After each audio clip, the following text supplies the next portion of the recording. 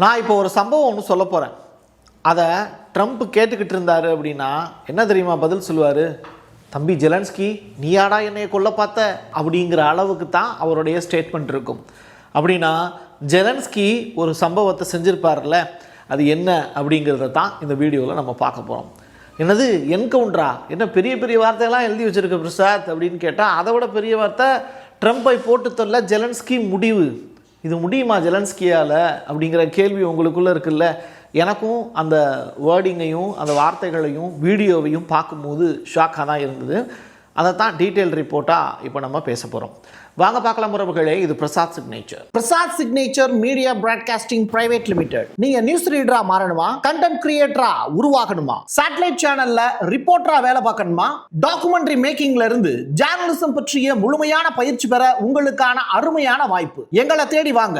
Online மற்றும் நேரடி பயிற்சி வகுப்புகளும் சர்டிபிகேட் கோர்ஸாவே கத்துத்தரும். மீடியா துறையில் 10 ஆண்டுகளுக்கு மேல அனுபவம் உள்ளவர்கள் பயிற்சி கொடுப்பார்கள்.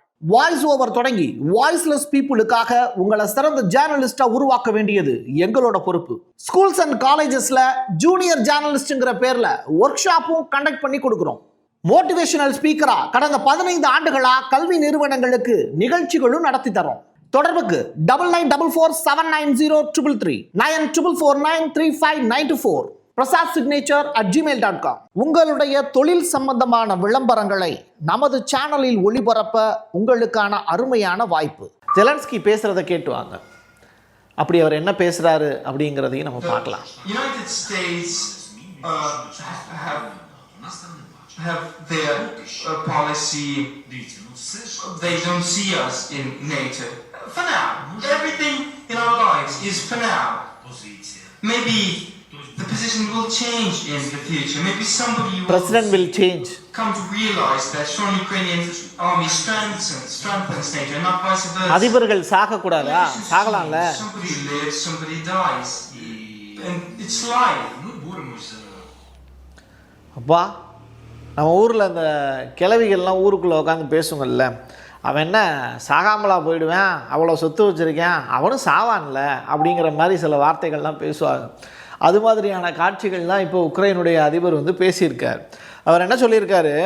Politicians change, somebody leave, somebody die. இறந்து போகலாம். எப்போ? இதை சொன்னது யார்? உக்ரைனுடைய லீடர் ஜெலன்ஸ்கி. ஸோ இது யாரை வச்சு அவர் சொல்லியிருக்காரு அப்படின்னா, அமெரிக்காவினுடைய அதிபர் டொனால்டு ட்ரம்ப்பை மையப்படுத்தி சொல்லியிருக்கார். ட்ரம்ப்பினுடைய பேரை மையப்படுத்தி அவர் சொல்லலை. பட் அவர் பேசியிருக்கக்கூடிய விஷயத்துக்கு, கோபத்துக்கு பின்னாடி இதுதான் உண்மையான அர்த்தமாக இருக்க முடியும். ட்ரம்ப் உயிருக்கு அச்சுறுத்தலை ஏற்படுத்தக்கூடிய அளவிற்கு உக்ரைனுடைய அதிபர் பேசியிருக்காரு அப்படிங்கிறது தான். இதுக்கு ட்ரம்ப் நிச்சயமாக எதிர்வினையாற்றுவார் அப்படிங்கிறதுல மாற்று கருத்து இருக்க முடியாது. அந்த பதில் கிடைச்ச உடனே அதையும் நான் உங்களுக்கு ப்ளே பண்ணுறேன். இப்போது நேட்டோவில் இணைகிறது தான் தற்காலிகமாக நிறுத்தி வைக்கப்பட்டிருக்கு. யாருக்கு? ஜெலன்ஸ்கிங்கிற உக்ரைனுடைய அதிபருக்கு. அப்படின்னு யார் சொல்கிறா? டைரக்டாகவே பார்த்திங்கன்னா உக்ரைனுடைய அதிபர் ஜெலன்ஸ்கியை இது தற்காலிகமாக தான் நிறுத்தி வைக்கப்பட்டிருக்கு, இது பெர்மனண்ட் ஆக்ஷன் கிடையாது, நாங்கள் எப்படி இருந்தாலும் நேட்டோவில் இணைவதற்கான சூழ்நிலை உருவாகும் அப்படிங்கிறார். அமைதி ஒப்பந்தத்தை மீறினால் எதிர்காலத்தில் ரஷ்யா கடும் விளைவுகளை சந்திக்க நேரிடும் அப்படிங்கிற ஸ்டேட்மெண்ட்டை நேட்டோவினுடைய தலைவர் மார்க் ரூட்டே அவர்கள் இந்த ஸ்டேட்மெண்ட்டை பதிவு செஞ்சுருக்காங்க. இதுவும் ரொம்ப முக்கியமாக கவனிக்கப்பட வேண்டிய வார்த்தை. நீங்கள் ஒரு பெரிய ஒரு டீம் நெட்வொர்க் இருக்குது அப்படின்னா, அந்த நெட்வொர்க்கு இந்த வேலையை தான் செய்யும். நீங்கள் கிட்டத்தட்ட ஒரு நாட்டினுடைய அதிபரை போட்டு தள்ளுற அளவுக்கு இப்போ ஜெலன்ஸ்கி முன் வந்திருக்கார். அதுக்கான காரணம் என்ன அப்படின்னா, அவருக்கு உழைக்க தெரியாது, இன்னொருத்தவங்கள்ட்ட இருந்து பிடுங்க மட்டும்தான் தெரியும். இந்த யூரோப்பியன் யூனியன் டீமே அப்படிப்பட்ட டீம் தான். இது வரைக்கும் நம்ம படித்த செய்திகளை வச்சு நம்ம புரிஞ்சுக்கக்கூடிய விஷயம் அதுதான். அடுத்ததான் ஒரு பெரிய ஹீரோவை பற்றின ஒரு செய்தி. Annual direct live programme debate in Russia. எங்கே நடக்க போகுது? ரஷ்யாவில் நடக்க போகுது.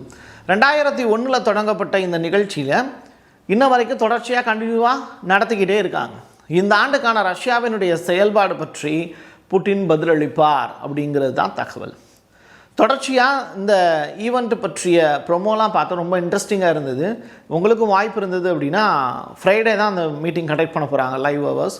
5 ஹவர்ஸ்க்கு மேலே வந்து அந்த மீட்டிங் நடக்க போகுது அப்படிங்கிறாங்க. Live telecast. ரஷ்யாவோட ரிப்போர்ட்டர்ஸ் வந்து கொஸ்டின் கேட்பாங்க, அதுக்கு புட்டின் அவர்கள் பதில் சொல்ல போகிறாரு அப்படிங்கிற தகவல். அடுத்து ஃபெலாரஸ் அப்படிங்கிற நகரம் ரஷ்யாவுக்கு பக்கத்தில் இருக்குல்ல, அங்கே ரஷ்யாவினுடைய ஓர்சனிக் ICBM கண்டம் விட்டு கண்டம் தாவக்கூடிய ஏவுகணையை நிலைநிறுத்தியிருக்காங்க. துருக்கிக்கு ரஷ்யாவினுடைய S-400 கொடுக்கப்படாதது ஏன் அப்படிங்கிற கேள்வி இப்போது பேசு பொருளாக மாறியிருக்கு. ஏன்னா துருக்கியினுடைய அதிபர் எர்டகனும் ரஷ்யாவினுடைய அதிபர் புட்டின் அவர்களும் பேசிக்கிட்டாங்க, சந்திச்சுக்கிட்டாங்க.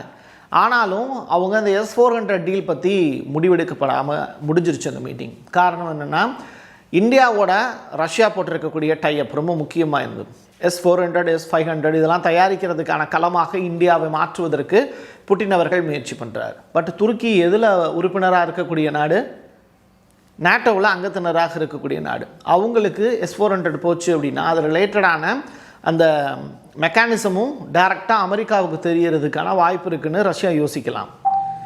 இப்படிப்பட்ட நிலையில் ரஷ்யா ஆப்பிரிக்கா உச்சி மாநாடு நடக்க போகுது அப்படிங்கிற தகவல். நீங்கள் ஆப்பிரிக்கன் காண்டினென்ட்டில் முழுவதுமாக ரஷ்யா வந்து தனது ஆதிக்கத்தை செலுத்த தொடங்கிட்டாங்க. பிரான்ஸினுடைய ஆதிக்கம் முடிவடைஞ்சிருச்சு. இப்படிப்பட்ட நிலையில் இந்த ஆப்பிரிக்கா உச்சி மாநாடு அப்படிங்கிறது எங்கே நடக்குதுன்னா எகிப்து அப்படிங்கிற நாட்டில் நடக்குது. இந்த எகிப்தினுடைய அதிபர் எல்சிசி அவர்கள் வந்து அதற்கு தலைமை வகிக்கிறாங்க. இந்த மீட்டிங்கில் ரஷ்யா சைடில் இருந்து போக போகிற நபர் யாருன்னா, ரஷ்யாவினுடைய ஃபாரின் மினிஸ்ட்ரியிலேருந்து லாவ்ரோவ் அவர்கள் போகிறாங்க. டைரெக்டாக அவர் 2 நாள் பயணத்தில் போய் கலந்துக்கிறாங்க. அமெரிக்கா தடை செய்த ஆப்பிரிக்கா நாட்டு பிரதிநிதிகள் வருகை அப்படின்னு தகவல். ஏன்னா இப்போ அமெரிக்கா கிட்டத்தட்ட 39 நாடுகளுக்கு தடை விதிச்சிருக்கு. இமிக்ரேஷன் ரிலேட்டடான விஷயத்துக்கு ரெஸ்ட்ரிக்ட் பண்ணியிருக்காங்க. அப்போது நீங்கள் அகதிகளாக வரக்கூடியவங்களுக்கு புகலிடமாக இருந்த அமெரிக்கா அப்படிங்கிற தேசம் இனிமேல் அப்படி கிடையாது அப்படிங்கிற ஒரு தோரணையை இப்போ ட்ரம்ப் உருவாக்கிட்டார். இனிமேல் அமெரிக்கா அப்படிங்கிறது அமெரிக்கர்களுக்கு மட்டுமே அப்படிங்கிற ஸ்டேட்மெண்ட்டை எடுத்திருக்கார். இந்த கொள்கை அப்படிங்கிறது ஆப்பிரிக்க மக்களுக்கு எதிரானதாக பார்க்கப்படுது. வறுமையின் பிடியில் வாழக்கூடிய மக்களுக்கு, வாய்ப்பில்லாத மக்களுக்கு, போரால் சூழப்பட்டு இருக்கக்கூடிய நாடுகளுடைய எல்லைகள் இப்போது மூடப்பட்டது. அது கிட்டத்தட்ட ஒரு சிறைக்கூடமாக மாறிடுச்சு. ஸோ அப்படிப்பட்ட இடத்துல இருந்து ஒரு முக்கியமான ஒரு செய்தி, இந்த ரஷ்யா ப்ளஸ் ஆப்பிரிக்காவினுடைய மாநாடு நடக்க போகுது அப்படிங்கிறது. இதில் ஏகப்பட்ட தீர்மானங்கள் நிறைவேற்றப்படும். அதில் ரஷ்யா வந்து முன்னணியில் நின்று ஆப்பிரிக்காவை வழிநடத்துவதற்கான வாய்ப்புகளை உருவாக்கும்னு எதிர்பார்க்கலாம். அடுத்ததான் இந்த மீட்டிங் ரொம்ப முக்கியத்துவம் வாய்ந்த மீட்டிங். இதை கேளுங்களேன். Если Украина считает, что она может победить Россию и готова вести войну, ну пусть воюет. Но с моей точки зрения, я думаю, Трамп придерживается такой позиции, что если дальше так воевать, то Украина вообще исчезнет с карты, вообще перестанет существовать. இவர் யார் தெரியுதா? இவர் தான் வந்து ஃபெலாரஸினுடைய அதிபர் அலெக்சாண்டர் அவர்கள். அவர் சொல்லியிருக்கக்கூடிய விஷயம், உக்ரைன் தன்னால் ரஷ்யாவை தோற்கடிக்க முடியும் அப்படின்னு இன்னமும் நம்பிக்கிட்டு இருந்ததுன்னா உலக வரைபடத்திலிருந்தே அது அழிக்கப்படும் அப்படிங்கிற ஸ்டேட்மெண்ட்டை பதிவு செஞ்சுருக்கார். ஃபெலாரஸினுடைய அதிபர் அலெக்சாண்டர் அவர்கள் கொடுத்துருக்கக்கூடிய பேட்டி ரொம்ப முக்கியத்துவம் வாய்ந்தது. நீ நாட்டோவில் இணையணும், ட்ரம்ப்பை வந்து கொலை செய்யணும் அப்படிங்கிற மாதிரியான விஷயத்துக்கெல்லாம் ஜெலன்ஸ்கி இப்படி தள்ளப்பட்டிருக்காருன்னா அதுக்கு காரணம் பிற்போக்கான சிந்தனையுடைய இந்த யூரோப்பியன் யூனியன் கண்ட்ரிஸ் கொடுக்கக்கூடிய முட்டாள்தனமான தைரியம் தான்.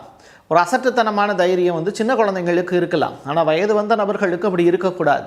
பட் அப்படி ஒரு முடிவை வந்து ஜெலன்ஸ்கி இன்னைக்கு எடுத்து செயல்பட்டுக்கிட்டு இருக்காருன்னா அவர் எந்த அளவுக்கு முட்டாள்தனமானவர் அப்படிங்கிற அளவுக்கு இந்த மீட்டிங்கில் அவர் பயங்கரமாக பேசியிருக்கார். அந்த இன்டர்வியூ நீங்கள் ஃபுல்லாக பார்த்தீங்கன்னா உங்களுக்கு தெரியும். அடுத்ததான் ரஷ்யா 2025 போர் சாதனை பட்டியலை வந்து வெளியிட்டிருக்காங்க. ரஷ்ய அதிபர் புட்டின் வந்து ஃப்ரைடே அந்த லைவ் மீட்டிங் இருக்குல்ல, ஜேர்னலிஸ்டோட வந்து கேட்கக்கூடிய கேள்விகளுக்கு பதில் சொல்லக்கூடிய நிகழ்வு, அதுக்கு முன்னதாகவே ரஷ்யாவினுடைய ஃபாரின் மினிஸ்ட்ரியிலேருந்து ஒரு லிஸ்ட் ஒன்று வெளியிட்டிருக்காங்க. 2025 காலண்டரில் நாங்கள் சாதித்தது என்ன அப்படின்னு. எப்படி உக்ரைன் ரஷ்யாவுக்கு இடையில் நடக்கக்கூடிய போரில் நாங்கள் சாதித்தது என்ன. 6300 சதுர கிலோமீட்டர் நிலம் வந்து ஆக்கிரமிப்பு செய்யப்பட்டிருக்கு. உக்ரைனுடைய நிலம் நாங்கள் டோட்டலாக ஆக்குபை பண்ணிட்டோம் அப்படிங்கிற லிஸ்ட்டு. அது மட்டும் இல்லை, 94,000 சதுர கிலோமீட்டர் பரப்பளவு நிலத்தை நாங்கள் விடுவிச்சிருக்கோம். பிடிச்சி வச்சதை விடுதலை பண்ணிட்டோம், வச்சுக்கோ நீயே வச்சுக்கோ அப்படின்னு விடுதலை வேற பண்ணியிருக்கோம். அப்போது அவங்க ஆக்குப்பை பண்ண மொத்த லேண்டோட மதிப்பை நீங்கள் யோசித்து பார்த்துக்கோங்க, கிட்டத்தட்ட 1 lakh நெருக்கி போகுது. 1 lakh சதுர ஸ்கொயர் மீட்டர் கிலோமீட்டர் அளவுக்கு அவங்க தன்னுடைய எல்லையை விரிவுபடுத்தியிருக்காங்க. அதில் கொஞ்சம் தான் இப்போது முக்கால்வாசியை ரிலீஸ் பண்ணியிருக்காங்க. 5 லட்சம் வீரர்கள் உயிரிழப்பு அப்படிங்கிற தகவல் வெளியாயிருக்கு.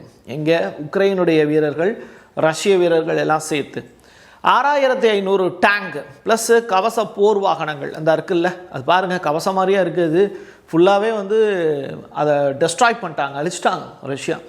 அப்படிப்பட்ட வாகனங்கள் ஒரு 6500 அழிக்கப்பட்டிருக்கு. 11800 பீரங்கிகள் அழிக்கப்பட்டிருக்கு அப்படிங்கிற தகவல். இதெல்லாம் உக்ரைனில் இருக்கக்கூடிய அந்த வாகனங்கள், அந்த பீரங்கிகள், அந்த ஆயுதங்களை அடித்து உடச்சிருக்கோம் அப்படின்னு. அது யூரோப்பியன் காண்டினென்ட்டில் இருக்கக்கூடிய நபர்கள் கொடுத்த உதவியாக இருக்கலாம், அமெரிக்காவினுடைய பீரங்கிகளாக இருக்கலாம். அமெரிக்காவினுடைய M16லாம் பயங்கரமாக வந்து அடி வாங்கியிருக்கு அப்படின்னு. அதெல்லாம் வந்து இனிமேல் போருக்கே பயன்படாது அப்படின்னு. அதை வச்சு தான் வியட்நாம் போரில் அவங்க தோக்கவும் செஞ்சாங்க. ஸோ அந்த மாதிரியான ஆயுதங்கள்லாம் இன்றைக்கி முறியடிக்கப்பட்டிருக்கு. அமெரிக்காவினுடைய வியாபார சந்தை அப்படிங்கிறதே ரஷ்யாவால் படுத்துடுச்சு. ஸோ அப்படி ஒரு சுச்சுவேஷன் தான் இந்த ரிப்போர்ட் மூலிமா நமக்கு புரியுது. அடுத்து ஆஸ்திரேலியா, ஜெர்மனி, பிரான்ஸ் இந்த நாடுகள்லாம் இந்த ஆண்டுக்கான கிறிஸ்மஸ் கொண்டாட்டங்கள் அப்படிங்கிறது ஒத்திவைக்கப்பட்டிருக்கு. ரொம்ப ரொம்ப முக்கியத்துவம் வாய்ந்தது. நீங்கள் வேர்ல்டு வைடாக இருக்கக்கூடிய கண்ட்ரீஸில் வந்து யூரோப் கண்ட்ரீஸை தாண்டி நீங்கள் ரஷ்யா மாதிரியான கண்ட்ரீஸ்லாம் கிறிஸ்மஸை ஒரு அளவு செலிப்ரேட் பண்ணிகிட்டு இருக்காங்க. பட் இங்கே ஆஸ்திரேலியாவில் இப்போது பீச்சில் நடந்த அட்டாக்கு, ஜெர்மனியில் ஜிடிபி டோட்டலாக டவுன் ஆகிடுச்சு. அவங்க என்ன செய்கிறதுன்னு தெரியாமல் இருக்காங்க. காரணம் என்ன? உக்ரைன் போர். ஃப்ரான்ஸில் வந்து பார்த்திங்கன்னா விவசாயிகளுடைய போராட்டம் பயங்கரமாக நடந்துக்கிட்டு இருக்குது. ஃப்ரான்ஸில் நிலையற்ற தன்மை, அதிபரே மாறப்போகிறார் அப்படிங்கிற அளவுக்கு சுச்சுவேஷன் ரொம்ப பேடாக இருக்குது. ஸோ அவங்க கிறிஸ்மஸ் எதுக்கு கொண்டாடிட்டுன்னு அதெல்லாம் வேண்டான்னு சொல்லி ஒதுக்கிட்டாங்க ஆல் இண்டியா. அமைதியற்ற நிலை, யூத வெறுப்பு, வறுமையும் ஒரு காரணமாக சொல்லப்படுது கிறிஸ்மஸ் கொண்டாட்டத்தை தவிர்ப்பதற்கு. இப்படிப்பட்ட நிலையில் ரஷ்யா, ஜார்ஜியா அந்த இடங்கள்லாம் எப்படி இருக்குதுன்னு நீங்கள் பாருங்கள். ரொம்ப ஹாப்பியாக மக்கள் வந்து பார்த்திங்கன்னா, ஒரு போர் நடக்கிற நாட்டில் இப்படி ஒரு செலிப்ரேஷன் நீங்கள் பார்க்க முடியுமா? இதெல்லாம் ரஷ்யாவிலேருந்து நமக்கு கிடச்சிருக்கக்கூடிய காட்சி. ரொம்ப இப்போவே செலிப்ரேட் பண்ண ஆரம்பிச்சிட்டாங்க. நீங்கள் கிறிஸ்மஸ் அன்னைக்கு மெழுகுவத்தி ஏந்தி வந்து ஜீசஸை வழிபடுறது அப்படிங்கிறது வேறு, ஒரு வாரத்துக்கு முன்னாடியே இந்த மாதிரியான செலிப்ரேஷனுக்கு தயாராகிறதுங்கிறது வேறு. அப்போ ரஷ்யா எவ்வளோ அமைதியாக இருக்குது அப்படிங்கிறத இதை விட நீங்கள் ப்ரூஃப் வந்து பார்க்க முடியாது. ரஷ்யாவினுடைய அதிபர் எப்பயுமே வந்து ஒரு கிங் தான் அப்படிங்கிறத இன்னமும் ப்ரூவ் பண்ணிக்கிட்டே இருக்காரு. தொடர்ச்சியாக கிடைக்கக்கூடிய செய்திகள்லேருந்து நம்ம அதை புரிஞ்சுக்க முடியுது. இந்த செய்தி உங்களுக்கு புரிஞ்சது அப்படின்னா உங்களுடைய நண்பர்களுக்கும் உறவினர்களுக்கும் அதை ஷேர் பண்ணுங்கள்.